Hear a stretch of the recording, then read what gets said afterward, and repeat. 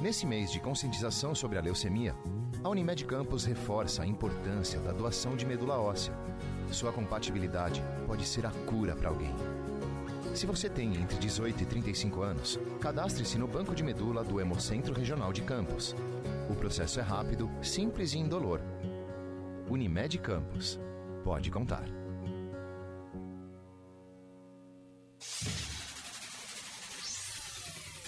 Começa agora o Folha no Ar, primeira edição.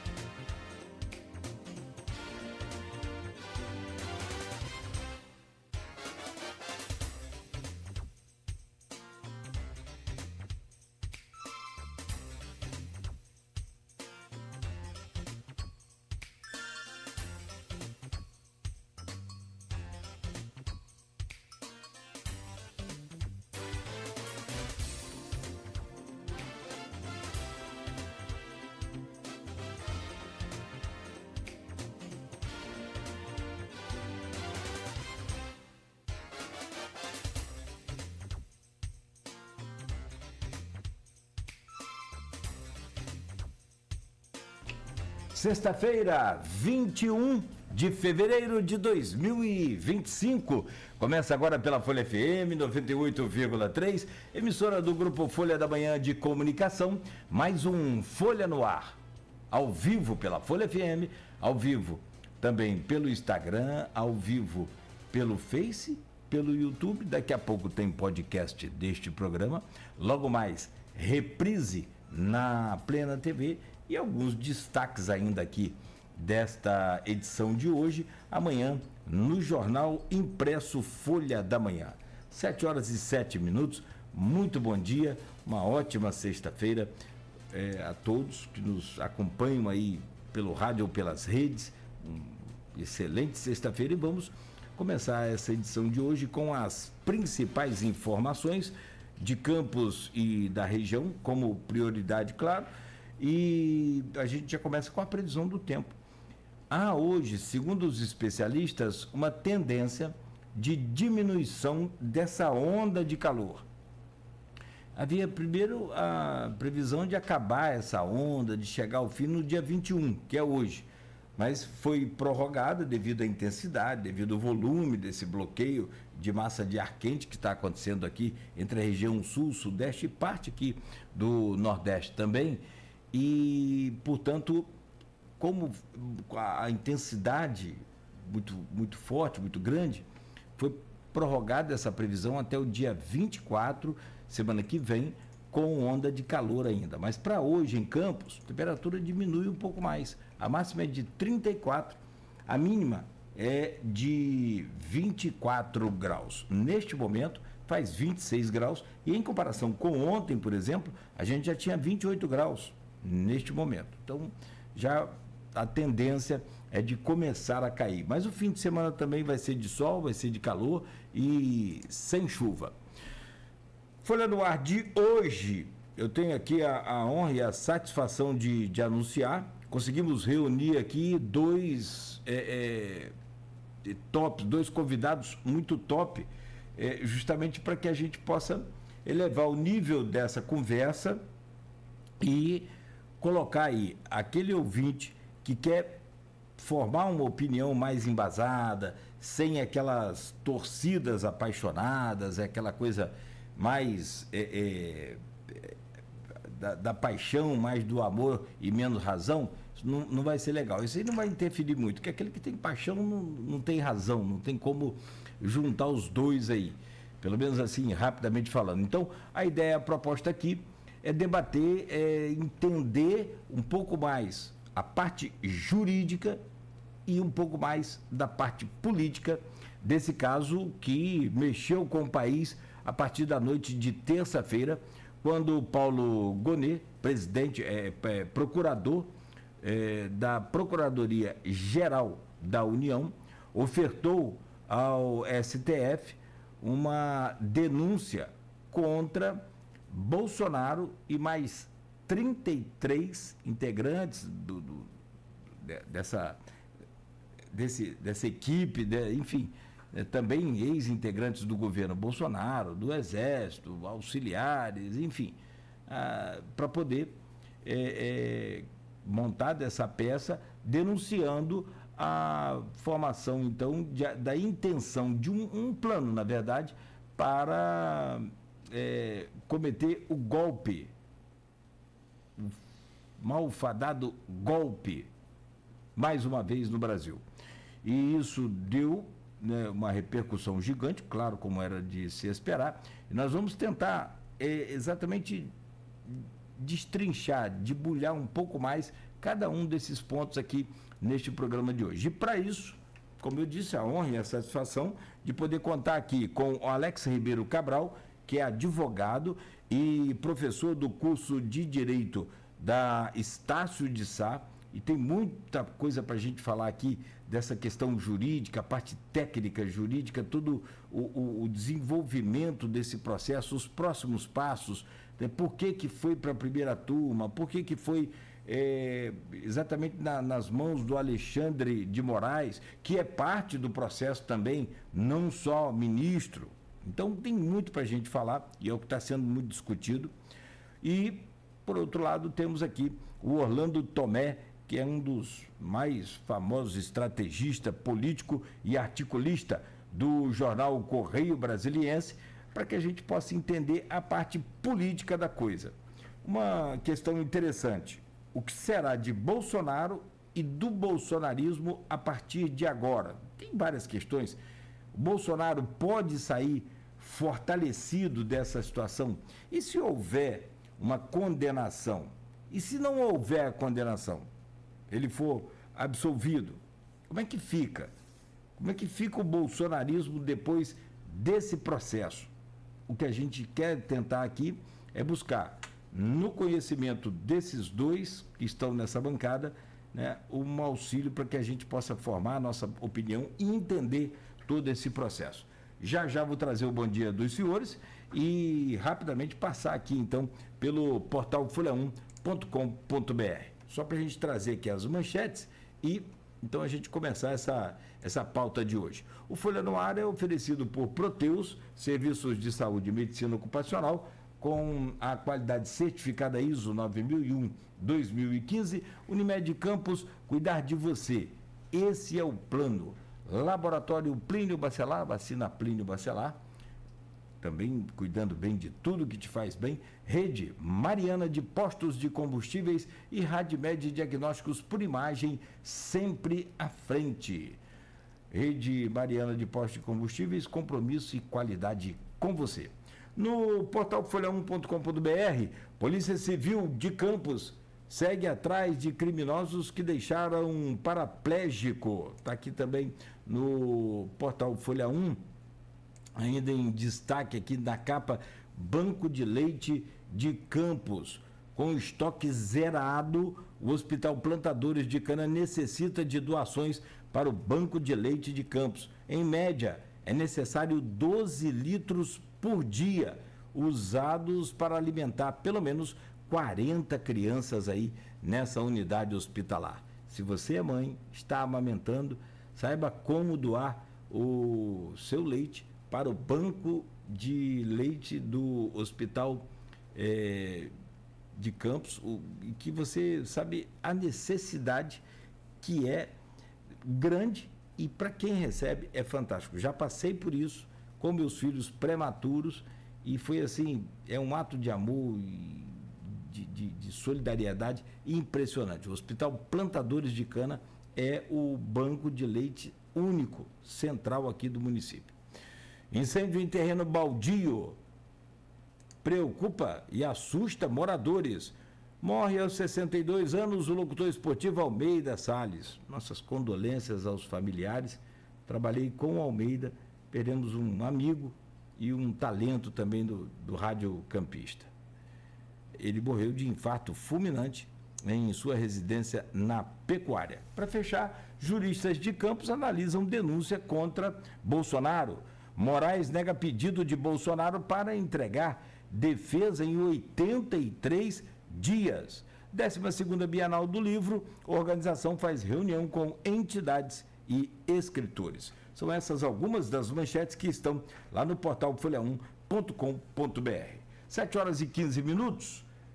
Por ordem alfabética, deixa eu trazer o bom dia aqui do nosso convidado Alex Ribeiro Cabral, advogado, professor do curso de Direito da Estácio. Alex, muito obrigado, te liguei ontem à tarde na correria e você prontamente solícito, né, e emprestar a sua capacidade aqui para a gente poder trazer um pouco mais de luz, mais de esclarecimento e de uma forma mais imparcial possível, que é o que a gente precisa fazer.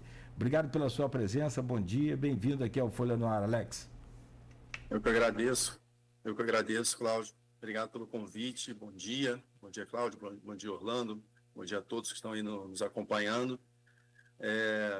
Fico satisfeito em poder colaborar, né, de fato, com esclarecimentos sobre tantas questões, né, que permeiam essa denúncia aí feita pela PGR, e estou à disposição de vocês para esclarecer as perguntas, para que vocês quiserem extrair aí do que, né, do nosso conhecimento sobre essa parte jurídica, né, do tema que é tão importante, porque todo mundo hoje, meio que antigamente não existia essa questão tão esse envolvimento da população com questões jurídicas e julgamentos de STF, mas isso com o tempo vem crescendo cada vez mais, né? Antigamente ninguém sabia o nome de sequer um ministro do STF, hoje praticamente muita gente sabe o nome de todos, quem está na turma tal, quem está na turma, né, virou um assunto realmente bastante popular, né? Até porque, né, julgamentos, né, de crimes em geral sempre foram populares, né? A gente vê aí quantos filmes, livros tem sobre o tema, né? O tema sobre julgamento de crimes que chamam a atenção, que trazem ali uma questão de clamor popular. Então, quando isso se misturou com a política, né, no Brasil, isso foi um prato cheio realmente para virar, né, assunto, né, nacional. Bem observada, Bessa, porque o brasileiro é um povo muito caliente, um povo quente, né? Você vai lá para aqueles países nórdicos lá, sabe que é completamente diferente. E aqui, pô, se a gente vai torcer para um time de futebol, a gente dá vida. E se tem essa coisa agora também com política que você fala muito bem. E Humberto Eco disse uma coisa, a internet deu voz aos idiotas. E eu não sabia, cara, que nós tínhamos tantos ministros de Supremo, tantos advogados, tantos médicos, tantos professores, treinadores, nós temos de tudo. Mas agora com a internet, minha nossa senhora, antigamente você falava assim, de médico e louco todo mundo tem um pouco. Agora não dá para falar só essa frase mais de médico, dá para falar de tudo. Então, você não tem. Como eu falei em imparcialidade aqui, você vai entender. Logo mais, quando você sair, andar nas ruas, seu WhatsApp, vai ter sempre alguém que falar: ei, rapaz, você é um esquerdopata, hein? Eu nem sabia. É um negócio muito doido. Meu querido Orlando Tomé, leio o Orlando no Correio Brasiliense, sigo ele lá no X, nas suas redes sociais. Está sempre focado, como ele diz sempre, nessas estratégias políticas, tem influência nesse meio, tem bons contatos e pode trazer para a gente aqui uma série de bastidores, de interpretações, de cenários políticos que vão, a partir de agora, serem criados, alguns modificados, outros recriados, com toda essa demanda, com todo esse processo, com toda essa denúncia feita pela Procuradoria. Mas primeiro, Orlando, só trazer o seu bom dia e registrar a satisfação de recebê-lo aqui no Folha no Ar. Obrigado, bom dia, Orlando. Bom dia, Cláudio, bom dia, Alex, bom dia, ouvintes, espectadores aqui da rede da Folha da Manhã. Esse debate é um debate que já tem ocupado as atenções das redes sociais, da mídia tradicional, desde que a Polícia Federal entregou e divulgou as suas conclusões, encaminhando para o STF, que encaminhou para a PGR. Então, esses últimos 3 meses, esse debate, essa expectativa ocupou a atenção geral, né, e que se tornou, abriu-se a caixa anteontem, na terça-feira à noite, quando o procurador Paulo Gonet formalizou a denúncia, encaminhou e tornou público, e também assim ontem também foi tornada pública os vídeos dos depoimentos do coronel Mauro Cid. Enfim, tem muita discussão e já tem as repercussões nas redes e nos grupos políticos, desde torcedores de um lado e de outro, né, que acaba virando torcida, né, mas também análise políticas de vários analistas, e a gente vai bater um papo aqui sobre essas repercussões. Perfeito. Muito obrigado aos dois. Sendo sem dispensar o pleonasmo aqui, deixa eu trazer começar pelo começo. O Orlando já adiantou, a Procuradoria-Geral da República apresentou ao Supremo Tribunal Federal uma denúncia formal contra Jair Bolsonaro e um grupo de aliados por tentativa de golpe de Estado em 2022, onde, ao todo, 34 pessoas foram denunciadas. O documento aponta que o ex-presidente liderou uma organização criminosa que praticou atos contra a democracia e tinha um projeto autoritário de poder. Os crimes imputados a Bolsonaro são liderança de organização criminosa armada, tentativa de abolição violenta do Estado Democrático de Direito, golpe de Estado, dano qualificado pela violência e grave ameaça contra o patrimônio da União, deterioração do patrimônio tombado. São esses, né, os crimes denunciados pela PGR. Se a denúncia for aceita, Bolsonaro se tornará réu e responderá a um processo penal no STF, podendo ser condenado pelos crimes descritos na acusação e também preso. Meu caro Alex, a primeira pergunta, claro, acho que tem que ser exatamente para você e depois a gente vai interagindo, e Orlando vai interagir direto também, enfim. Como você viu essa denúncia, a montagem dessa denúncia, que inclusive a oposição, os aliados de Bolsonaro, falam até em peça fantasiosa, mirabolante, enfim, termos que desqualificam o que foi feito pelo Paulo Gonet, pela PGR. E Como você vê essa peça, como você vê a montagem desse processo? E eu acho que outra pergunta que já pode ser encaminhada assim de primeiro, a possibilidade da denúncia não ser aceita pela primeira turma? Bom dia, bem-vindo, meu caro Alex, mais uma vez. Mais uma vez, bom dia, Cláudio. Tentar começar do começo, né? Mas só esclarecendo antes alguns pontos. Essa denúncia feita agora pela PGR, né, pelo Gonê, de início, ele optou por fracionar, né, a ação penal. Lá no inquérito da Polícia Federal, são 37 indiciados, né, relacionados a esses atos, vinculados a tentativa de golpe de Estado, tentativa de abolição violenta do Estado de Direito. Então, são 37 indiciados. Mas agora, o Paulo Gonê, ele denunciou 8. Tá? Então, a denúncia trata especificamente de 8 acusados inicialmente. Não significa que ele não vai denunciar os demais, sendo que 37 foram indiciados, né? Ele pode, desses 37 que foram indiciados pela polícia, ajuizar ação penal contra todos eles, pode achar que contra alguns deles não há indícios para denúncia e não denunciar, mas o importante é que ele fracionou.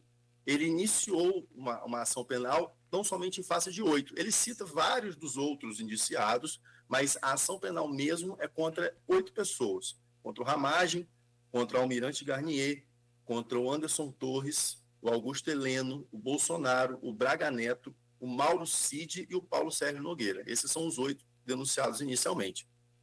E por que, na minha opinião, né, o Procurador-Geral da República fez isso? Ele fez no sentido de tentar racionalizar os trabalhos, porque imagina uma denúncia contra 37 pessoas. Isso iria tornar o processo um processo de muito difícil tramitação. Então, é normal, isso também não é algo que não acontece. O Ministério Público opta em diversas investigações, né, quando essas investigações chegam ao fim, ele opta muitas vezes por fracionar. Isso é normal, é do dia a dia, não há nenhuma estranheza em relação a isso.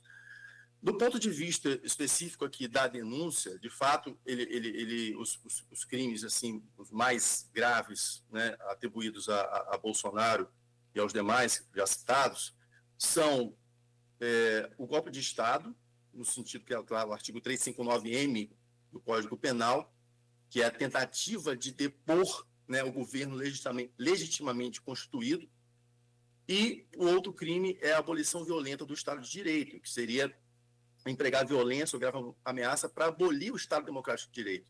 Essa abolição violenta do Estado de Direito, a Procuradoria ela considera que ela foi tentada antes, né, do Lula assumir, em diversas situações, diversas reuniões, elaboração de minutas de golpe, aquela tentativa de arregimentar pessoas para continuarem na frente dos quartéis, para tentar sensibilizar o Exército para que tomasse alguma providência, enfim, ou seja, diversos atos ali antes e pós eleições de 2022, no sentido de fazer com que o Bolsonaro permanecesse no poder, não obstante tivesse perdido a eleição. Então, a lógica do PGR é essa, olha, tentou-se abolir violentamente o Estado de Direito para negar, né, o sufrágio, para impedir que a votação de 2022, que elegeu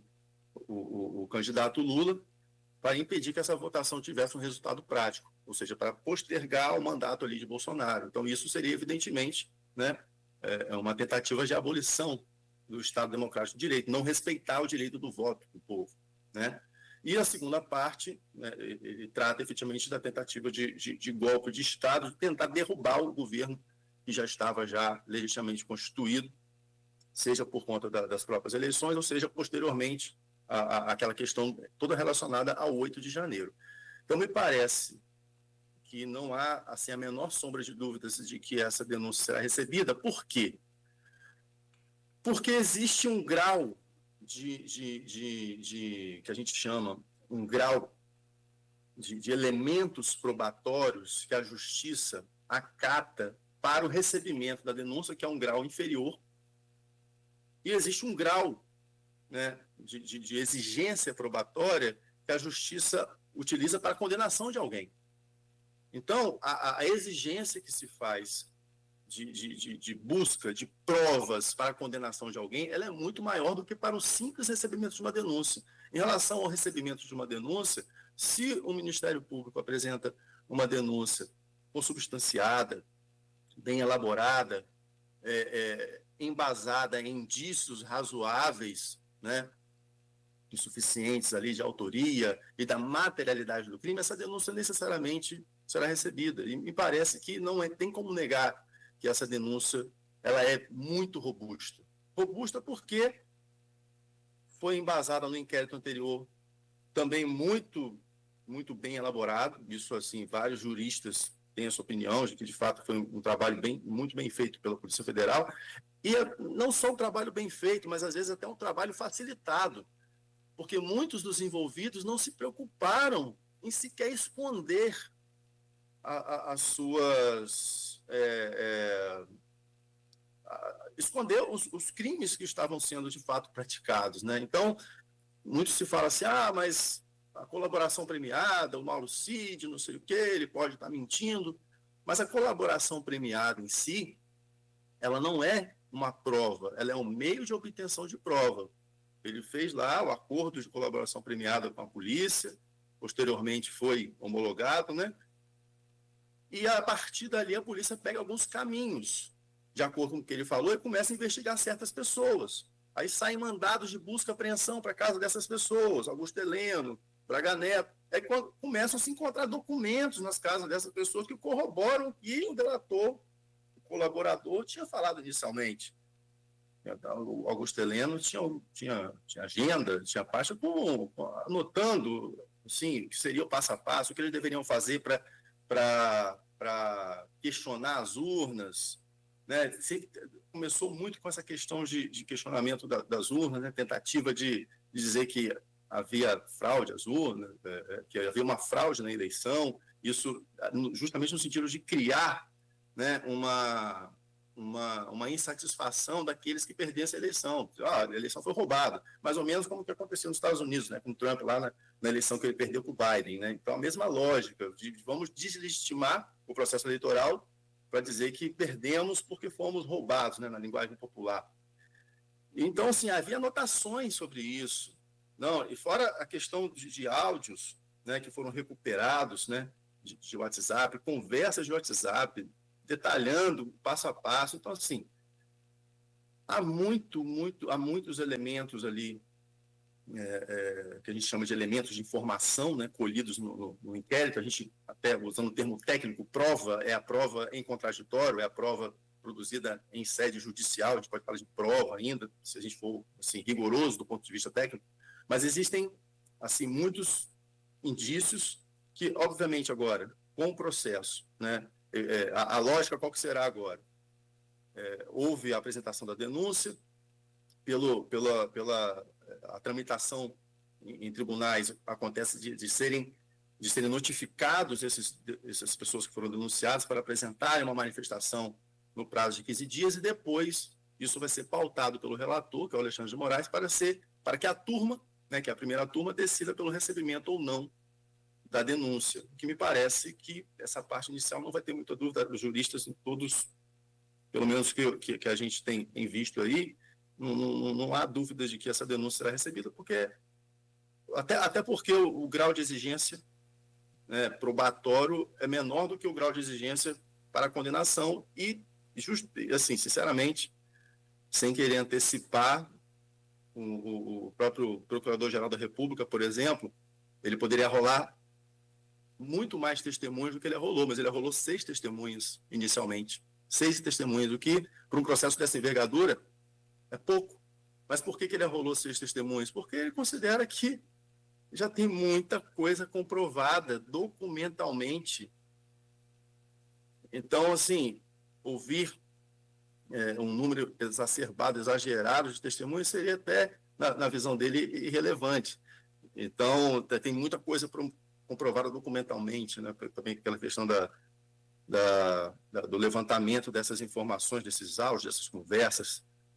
E essas testemunhas, por exemplo, são Freire Gomes, são Batista Júnior, que era ali, né, o comandantes ali do Exército e da Aeronáutica, que não teriam aderido, né, ao golpe, o Ibanez Rocha também, são os mais importantes dessas 6 testemunhas que inicialmente o Procurador-Geral da República rolou.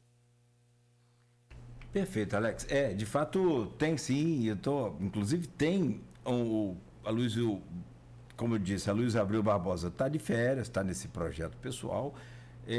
Havia anunciado aqui já que vai quebrar suas férias só para poder a gente fazer aqui 2 programas especiais em função do Oscar, onde o filme Ainda Estou Aqui está indicado, a Fernanda também está indicada, a nossa Fernanda.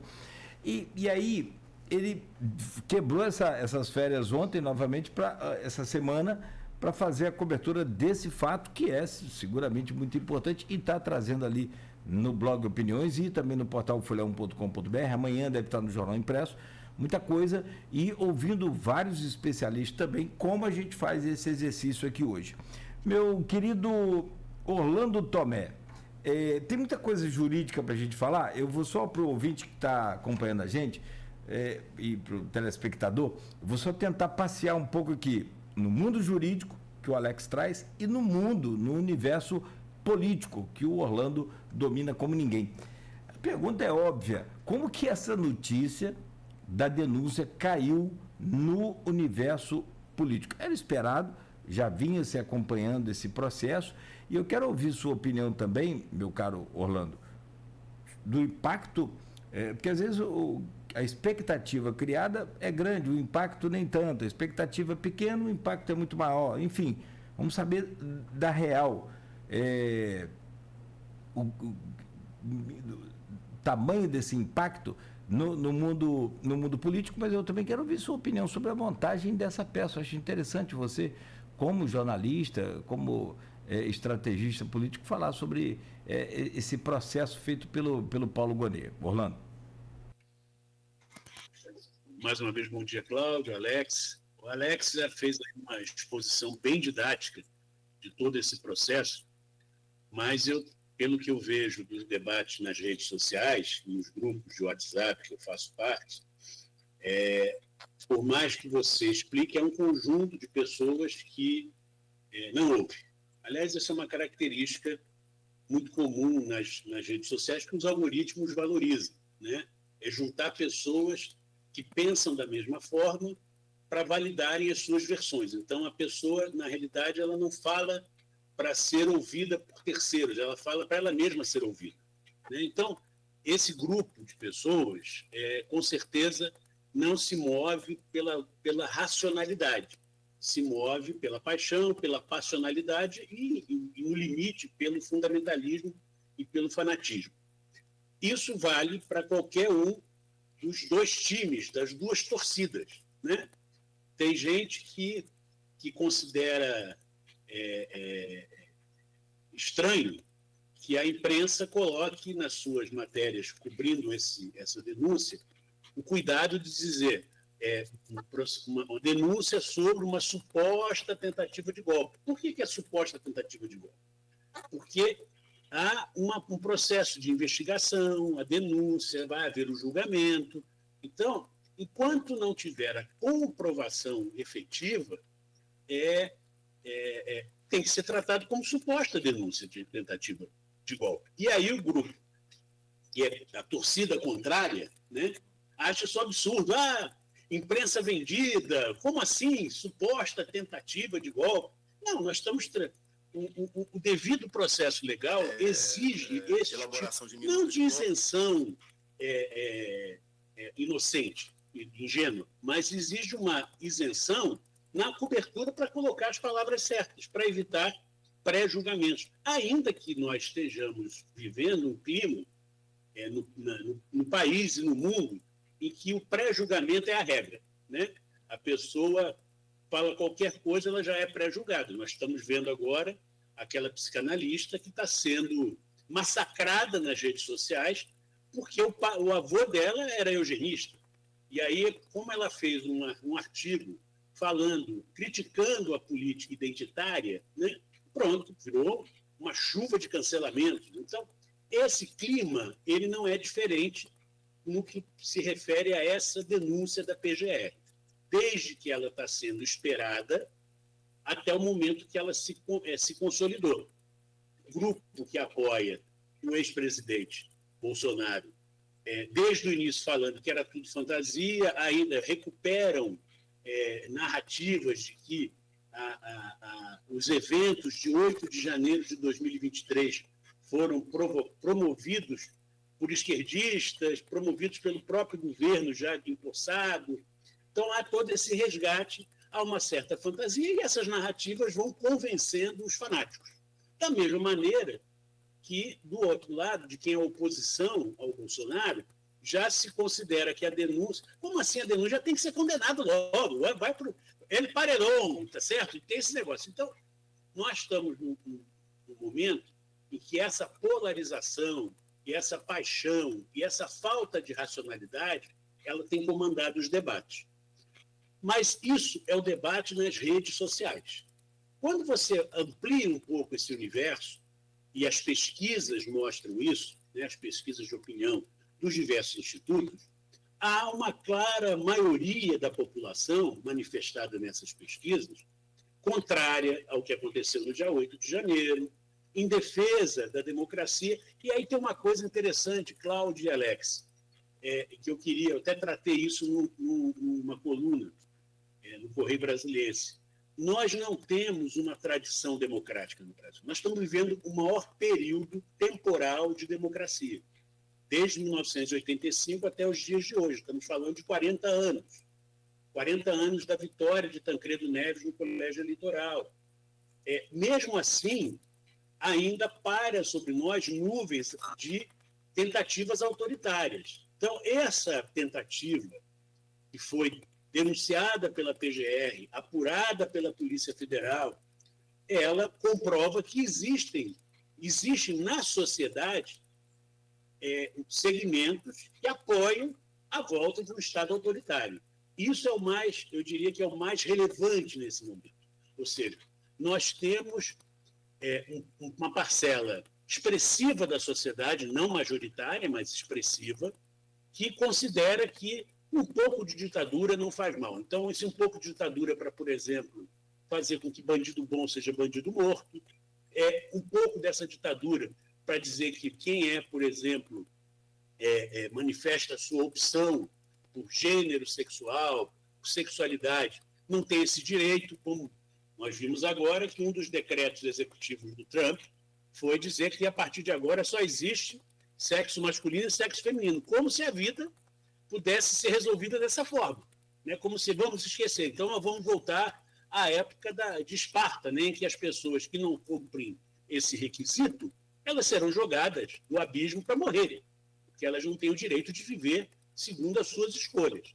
Por outro lado, nós vivemos a crise dessa política identitária, que nos Estados Unidos é a política woke, né? Que se fala, de exigir da sociedade a submissão a esses valores, não o respeito a esses valores, mas a submissão, a imposição. Então, isso acabou também provocando uma reação dos segmentos da sociedade que não consideram isso o caminho natural.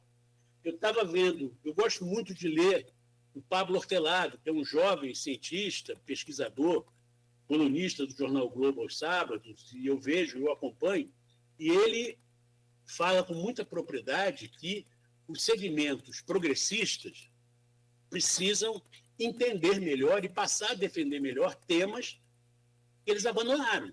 Por exemplo, a valorização da família. É fundamental valorizar a família. Isso não quer dizer que, ao valorizar a família, você exclua as diversas maneiras de amor, de convivência, de parcerias afetivas. Você precisa valorizar o combate à violência, valorizar a segurança pública. E os setores progressistas não têm o que dizer em relação a isso, a não ser criticar corretamente. Mas apenas isso não basta. criticar os excessos das forças de segurança. Eu estou colocando todo esse pano de fundo, Cláudio e Alex, para a gente chegar na denúncia. A denúncia, ela vai, como o próprio Alex falou, ela é suficientemente robusta para ser encampada pelo STF e para iniciar o processo penal. O que vai marcar esse debate? Do lado dos apoiadores do ex-presidente, eles vão tentar, como já vem fazendo, linkar dois elementos. De um lado, uma perspectiva de perseguição e de vitimização. Então, o ex-presidente é perseguido porque ele já foi roubado na eleição, o ladrão que ganhou a eleição roubou na urna também, e agora estão perseguindo e querem calar a nossa voz. E, de outro lado, aproveitar a situação de desgaste político do atual presidente, que está num momento de fragilidade no seu apoio, e não é pouca fragilidade. Então, onde eu quero chegar? Eles estão convocando nas redes, e o próprio ex-presidente assumiu a liderança desse processo, junto com o pastor Silas Malafaia, uma grande manifestações no dia 16 de março. A minha avaliação, Cláudio e Alex, serão manifestações muito representativas. Teremos muitas pessoas na rua. E o que é mais importante registrar, os setores progressistas perderam as ruas. Hoje as ruas estão, em termos de mobilização, de engajamento, tomadas pela direita, pela extrema-direita, pelos conservadores.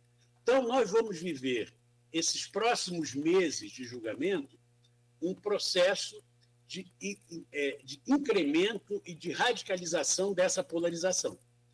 Isso vai interferir no julgamento, propriamente dito? Na minha opinião, não. Mas, qualquer que seja o resultado, vamos imaginar, como disse o Alex, que alguns dos denunciados, pelos 8 denunciados, o STF, por hipótese, considere que não é culpado e que vai ser inocentado, não vai acatar a denúncia do PGR. Eu não tenho a menor dúvida que no dia seguinte, caso venha uma decisão como essa, os grupos contrários a Bolsonaro vão para a gente dizer, passando pano, ou seja, nós vamos precisar ter muita tranquilidade para poder tirar o ruído desse processo, para poder fazer a análise correta. Tirar o ruído significa não se deixar dominar pelo fundamentalismo, pela paixão, e de ver como o STF vai prosseguir com esse julgamento. Perfeito, Orlando. Eu vou voltar a você, e aí assim, vamos nessa conexão aqui, e você também, Orlando, fica à vontade para questionar o Alex, alguma dúvida, Alex também, fica à vontade para questionar o Orlando sobre alguma dúvida. Acho que o tema principal que o Orlando trouxe mais cedo na abertura e que a gente já começou a tocar aqui logo, foi essa questão da primeira turma. E a primeira turma tem uma composição ali no seu quadro completamente, mas muito desfavorável ao Bolsonaro. E a segunda turma, olha só, a segunda turma tem uma composição com 2 ministros que foram indicados pelo Bolsonaro, o Nunes Marques e o André Mendonça. Esses 2 estão na segunda turma. Bom, vamos lá, só para você entender. E na primeira turma tem o Alexandre de Moraes e tem também o Flávio Dino, que foi ministro da Justiça do Lula até o ano passado. Meu caro Alex, e tem muita gente linkando também, é o que o Orlando falou, vai haver um crescimento de polarização exacerbado daqui para frente. É Fla-Flu naqueles década de 80, né? Não tinha como controlar. A pergunta agora eu acho que é interessante a gente tentar entender aqui.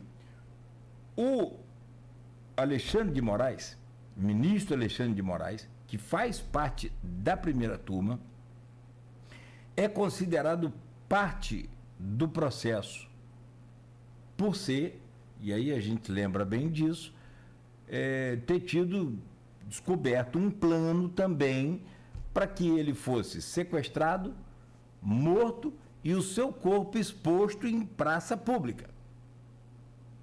Como ele é parte desse processo, isso está em investigação para chegar aos autores, essa coisa toda, automaticamente ele não é incapacitado, ele não deveria se declarar incapacitado para julgar este caso, por suspeição, por estar parte integrante do processo.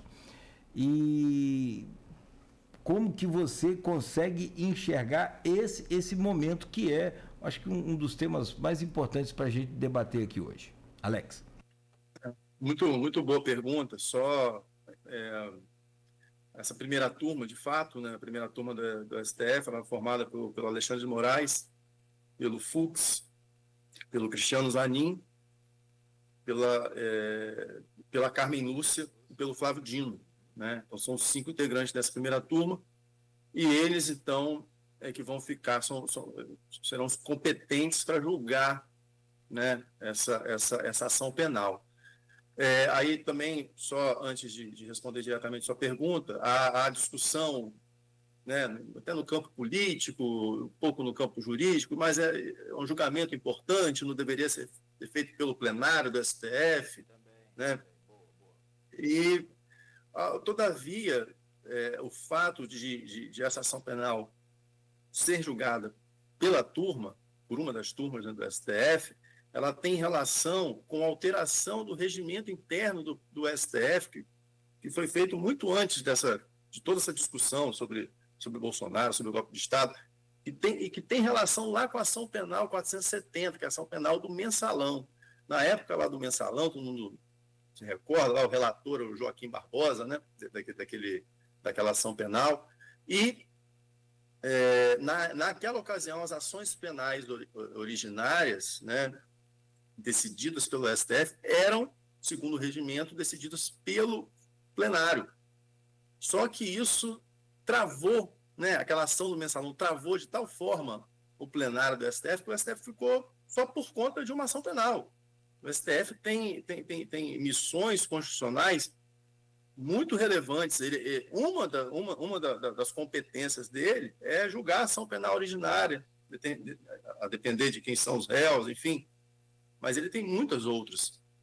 Né? O julgamento de ações diretas de inconstitucionalidade, de recursos extraordinários. É um órgão muito assoberbado, é um órgão judiciário muito assoberbado. Então, vamos dizer assim, que o STF ficou traumatizado pela ação penal do mensalão, de ter travado a pauta, e decidiram fazer alterações a partir dali, começaram a pensar alterações. Olha, é melhor a gente mandar ações penais para a turma, porque senão a gente vai ficar inviabilizado. E foi isso que foi feito. Então, não há nada de ilegal ou estranho nisso, até porque essa alteração é muito anterior a toda essa questão envolvendo aqui a denúncia sobre golpe de Estado, vem lá de trás, essas discussões são feitas desde depois do julgamento do mensalão, né? E a alteração foi feita também a reboque daquele julgamento. Então, esse é o primeiro ponto. O segundo ponto, sobre a questão da suspeição do Alexandre de Moraes, a gente pode trabalhar sobre 2 enfoques. Há aqueles que realmente defendem que o Alexandre de Moraes deveria se dar por suspeito, por estar demasiado envolvido na situação, porque criou-se, né, os adeptos do bolsonarismo que criaram, e o próprio Bolsonaro também fez questão, acho que deixar isso bem claro, de criar na figura do Alexandre de Moraes um inimigo, né, do Bolsonaro e dos demais integrantes ali do governo Bolsonaro. Então, sempre naquelas questões do 7 de setembro, né, todo 7 de setembro havia manifestações, e o Bolsonaro subia no palanque e falava muito contra o STF em geral, mas focando muito, né, no Barroso, mas principalmente no Alexandre de Moraes, né? E então já foi se criando toda essa dinâmica de embate entre essas 2 figuras, né? E aí, então, com essas investigações da Polícia Federal sobre o golpe de Estado, sobre a abolição violenta do Estado de Direito, descobriu-se até um plano né, através do qual seria assassinado o presidente Lula, seria assassinado o presidente eleito, então o presidente eleito, né, o plano era que eles fossem assassinados antes da posse, o presidente Lula, o vice Geraldo Alckmin e o próprio Alexandre de Moraes. Ou seja, mas é importante dizer também que a PGR ela não apresentou denúncias sobre esse fato em si.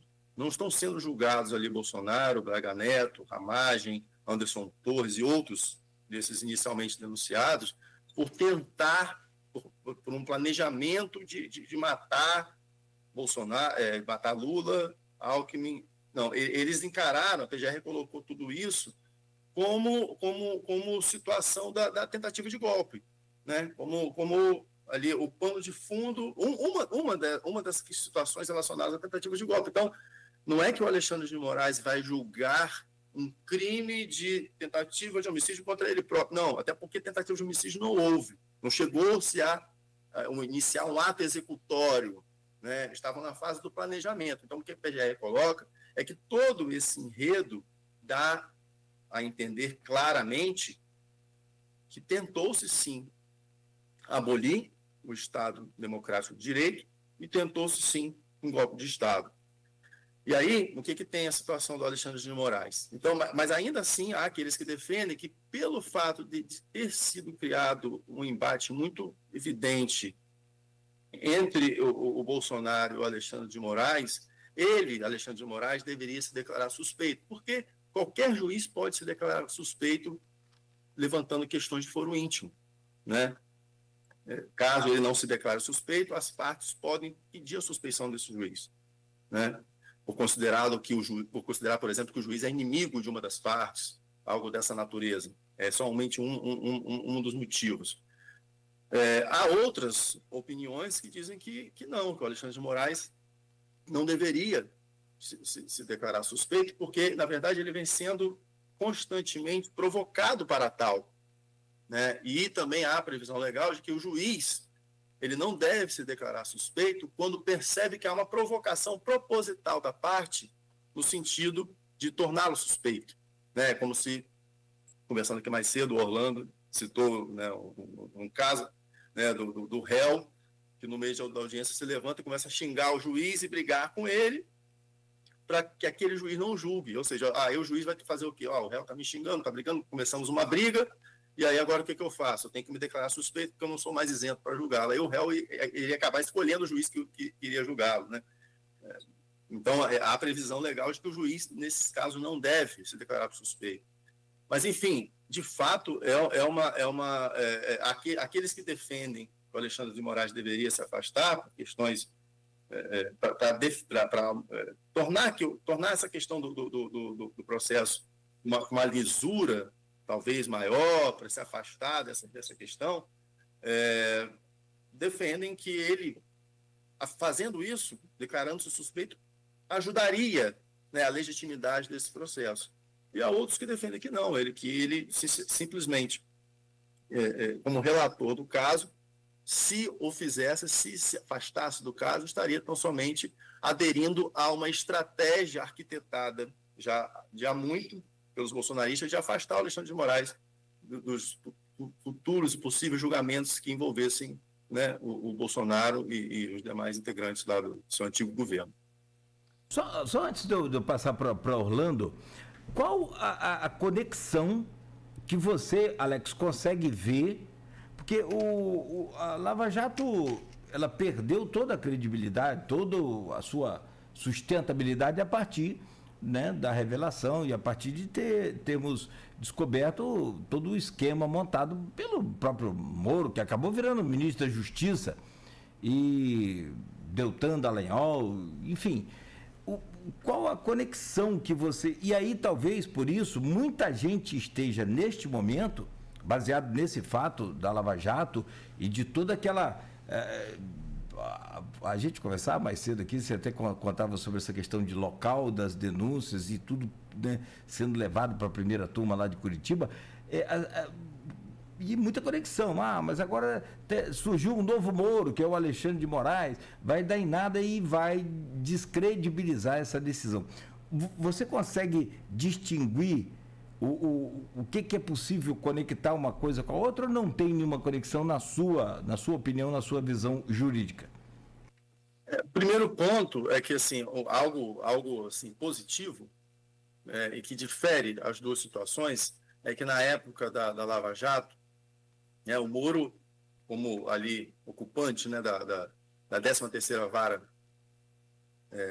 Federal Criminal lá de Curitiba, ele era o juiz singular, ele decidia sozinho, né? Agora, o julgamento vai ser feito por uma turma. O Alexandre de Moraes não vai julgar sozinho. Ele é o relator, sim, mas a turma tem outros 4 componentes que podem, a todo momento, divergirem do Alexandre de Moraes sobre algumas conclusões que ele, como relator, pode adotar. E isso é muito comum. Julgamentos colegiados, isso provavelmente vai acontecer, no sentido de, olha, contra o fulano de tal, há sim prova suficiente para condenação, mas contra o Beltrano não. Quando, se porventura forem condenados, quantitativo de pena, vai haver discussão sobre um dos ministros entendendo que a pena deve ser X, outro que deve ser Y. Isso é normal. Então, um ponto positivo é que agora, diferente lá da questão da Lava Jato, é um órgão colegiado que está julgando, né? E mais, desse órgão colegiado que vai julgar, que é a primeira turma, pode surgir, ou seja, da decisão, do acórdão que essa primeira turma proferir quando do julgamento da ação penal, pode ocorrer possibilidade de recurso para o plenário, né? Então, ou seja, me parece que diante de um órgão colegiado existe uma chance maior ali isso é evidente, né, de divergência de opiniões, de visões dos próprios magistrados, o que favorece o julgamento, diferente de quando é um juiz singular. E aí o que acontece? Na época da Lava Jato, só para completar, o Moro ele julgava lá sozinho todo e qualquer processo que ele considerava que tinha uma conexão com os esquemas lá do Petrolão, da Petrobras. Então, acabava que, assim, só para explicar rapidamente, a regra aqui no processo penal é que, em regra, o crime vai ser julgado pelo magistrado, que é o competente do local onde o crime foi cometido, ou, no caso do crime tentado, onde foi cometido o último ato de execução.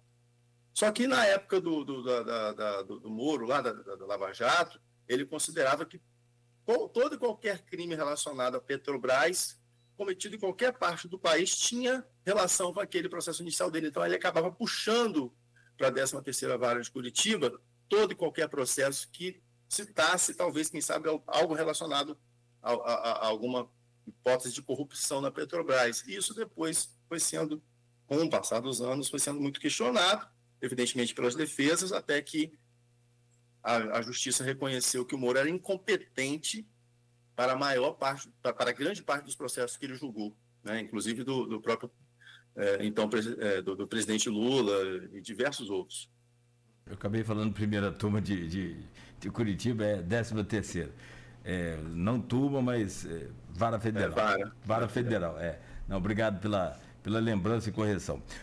Meu caro Orlando Tomé, a gente precisa fechar esse bloco. Eu vou te pedir, vou te fazer uma pergunta, mas no próximo, para a gente ficar à vontade aí para você fazer as suas perguntas também ao nosso querido doutor Alex.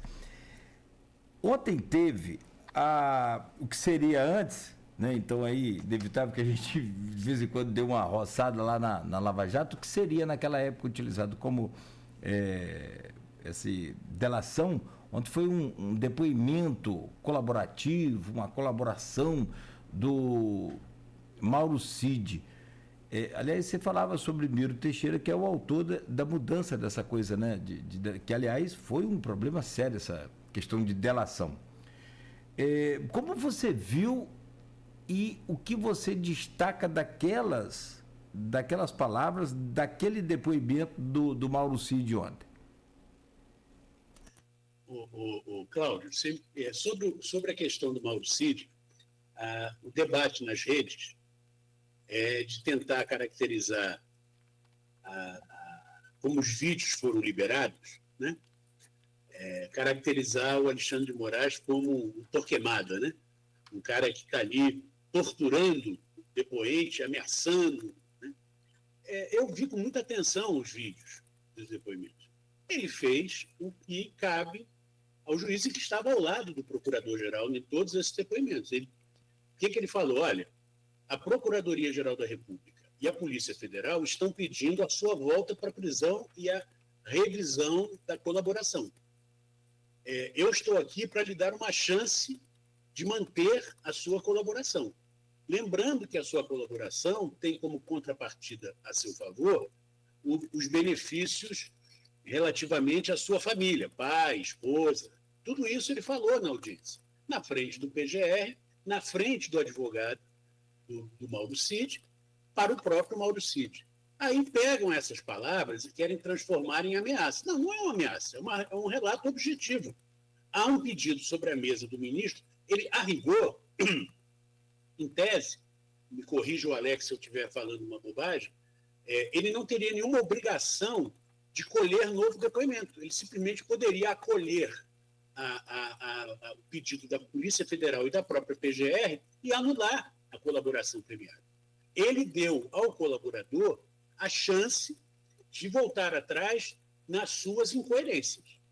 Então, eu vejo que a delação do Mauro Cid, ela tem idas e vindas, como todo mundo que está envolvido nesse processo, tem muita pressão, a pessoa não está num momento simples, mas não dá por conta disso para invalidar a utilidade dela. E a validade dela só se comprova por meio de provas, como disse o Alex, a delação é um fio condutor, você deu a colaboração. Então você vai agora brincar, ele falou que teve isso aqui, vamos ver se teve mesmo? Aí vai lá e acha a minuta do golpe. Então ele falou que tinha uma minuta do golpe, acharam a minuta do golpe. Ele falou, agora, por exemplo, ele disse que o Braga Neto colocou dinheiro na caixa de vinho para entregar para os manifestantes. Será que vai ser possível provar isso? Não sei. É uma coisa muito... o que não quer dizer que não seja verdade, mas tem que provar.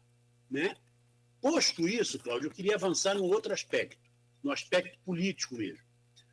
O Bolsonaro, ele é a maior liderança político-eleitoral da direita no Brasil. Isso é indiscutível. Né? Agora mesmo, saiu essa semana uma pesquisa da Paraná Pesquisa, mostrando que no embate entre ele e Lula, o país continua dividido, só que dessa vez é ele na frente.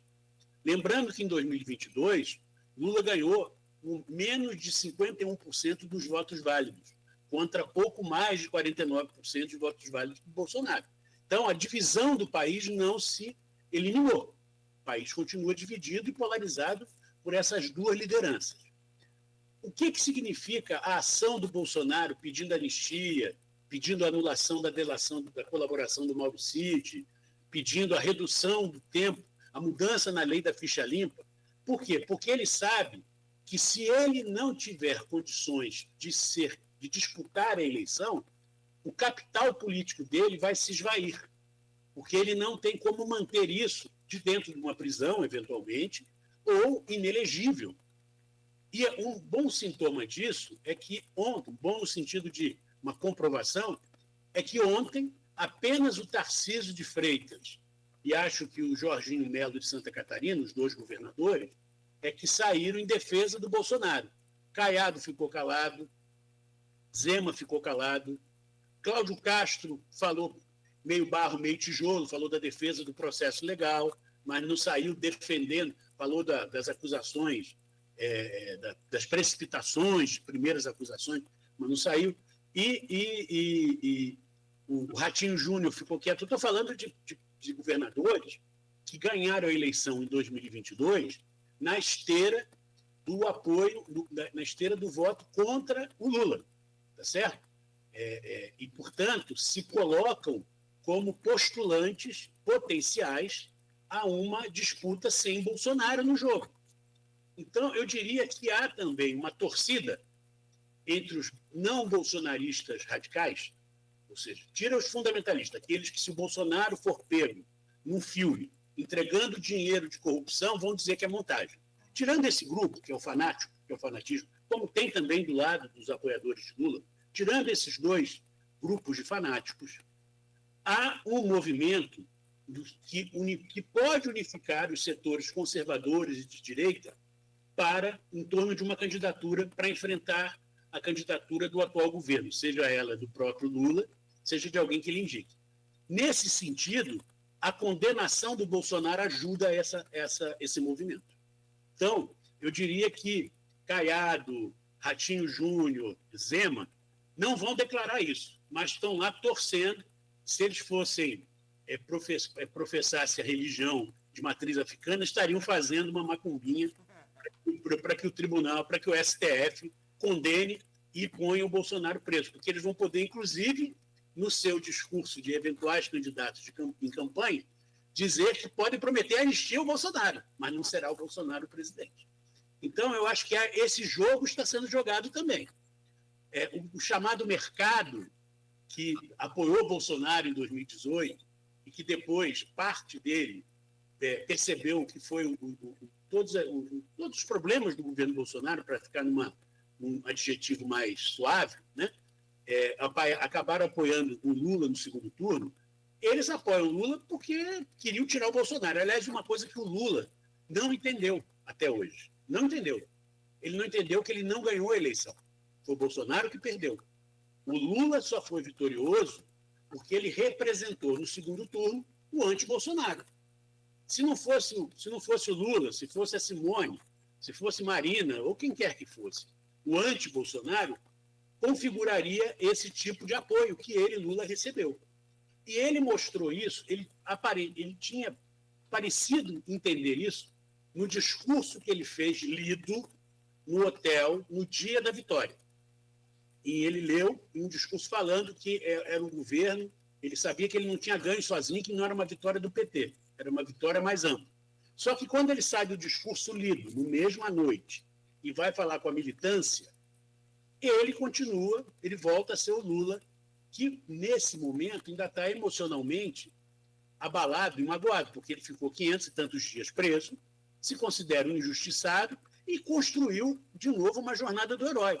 Imagina o seguinte, o cara sai com uma alta popularidade, elege a sucessora no segundo mandato sofre impeachment, vem a Lava Jato, ele vai preso, aí ele não consegue ser candidato em 2018, mesmo assim consegue colocar o Haddad no segundo turno, aí consegue anular a Lava Jato, volta para ser candidato a presidente, se elege. É a jornada do herói. E ele, no fundo, aos 79 anos, deve se considerar isso mesmo. Agora, o que é pior, muito marcado pela mágoa, pela revolta, pela indignação. E hoje cercado de uma militância que não é mais de pessoas que conseguem dizer para ele, com autoridade, e serem ouvidas, quando ele está errado. Então, hoje, ele tem em torno dele pessoas que reproduzem, que falam. Outro dia saiu a notícia agora, que o Clipping, que é o Palácio do Planalto distribui, só traz matérias positivas. Não é um verdadeiro clipe. Então, caramba, você está cercando uma redoma e a vida real não é essa. Por fim, Cláudio, para você ir para o intervalo, a prisão do Bolsonaro, a eventual prisão do Bolsonaro, não garantirá vitória eleitoral em 2026 do governo Lula. Isso que eu quero deixar claro. Muita gente acha, se prender o Bolsonaro, ufa, que alívio. Não, vai ter uma alternativa, porque o sentimento contrário a esse governo e o sentimento conservador tem muita força na sociedade e vai se manifestar eleitoralmente em 2026. Excelente. Eu só peço, então, para a gente fazer um intervalo, tem muita coisa para a gente falar. Aliás, tem um depoimento de Bolsonaro falando que ele vai promover uma desgraça e se matar na cadeia. Eu quero ouvir você, Orlando, sobre esse depoimento. Porque, assim, ao longo do tempo, Bolsonaro passou no seu cercadinho promovendo essas frases de incentivo e de liberdade e de valorização da família, como você falou assim, e vai incutindo isso na cabeça das pessoas e criando uma espécie já tem umas, né, de revolta contra um determinado órgão, um determinado indivíduo, e depois a gente viu o que deu no 8 de janeiro, e aí você se tira o seu da reta, literalmente, e fala, não, eu não falei nada, eu não fiz nada, eles foram para quebrar lá porque eles quiseram, enfim, até vocês chegam a falar, né, que tem gente que tenta criar fatos de que foi a própria esquerda, que Bolsonaro estava nos Estados Unidos, como que ele ia dar golpe dos Estados Unidos. Negócio, assim, que a gente não consegue, eu não consigo explicar. Só rapidamente, então, um intervalo, meu caro Alex e o Orlando, a gente volta. Tem uma outra questão também sobre judicial, sobre tempo, prazo. Você deu uma dica aqui mais cedo, até em off, Alex, eu queria ouvir isso ao vivo. Parece que é uma estratégia da própria Procuradoria de não encher de testemunhas e poder adiantar o processo. Esse processo pode ir para o ano eleitoral com um potencial candidato, como disse o Orlando, né, sendo julgado e não ser julgado. Como é que isso interfere? Como é que isso, tecnicamente, como é que isso pode interferir nesse cenário político também, Orlando? São 8h13. A gente volta já, após o intervalo aqui na Folha FM, com o Folha no Ar, no oferecimento de Proteus, Unimed Campos, Laboratório Plínio Bacelar e Vacina Plínio Bacelar, Rede Mariana de Postos de Combustíveis e Radmed Diagnósticos por Imagem, sempre à frente. Para você investir o seu dinheiro bem, dê uma passadinha na Nauta XP. Consulte os verdadeiros especialistas que não vão deixar você investir o seu dinheiro no lugar errado, nem muito menos na hora errada. Confira aí, a gente volta a seguir. Minuto Nauta XP.